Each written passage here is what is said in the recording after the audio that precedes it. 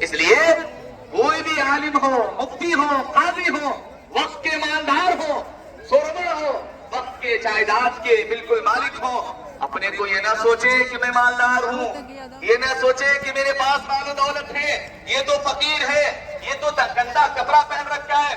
یاد رکھیے گا، میں ایک واقعہ ختم کرتا ہوں، وقت ہو چکا ہے۔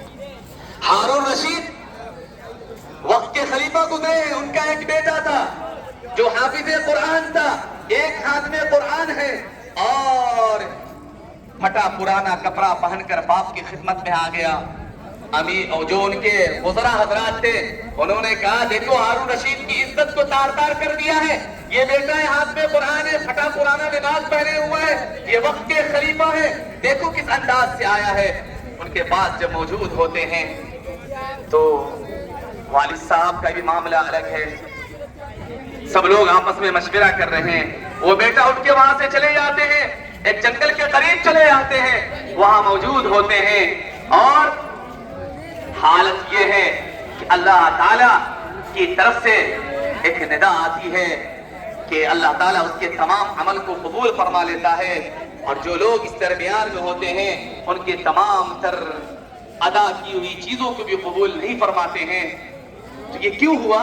یہ اس لیے ہوا، ان کو پھٹے پرانے کپڑے میں بھی اللہ سے رشتے کو مضبوط کرنے کی فکر تھی، لیکن ان کے پاس مال و دولت ہونے کے باوجود بھی اس مال و دولت کے نشے میں آ کر ان کو دھتکار دیا، انہیں دور کر دیا۔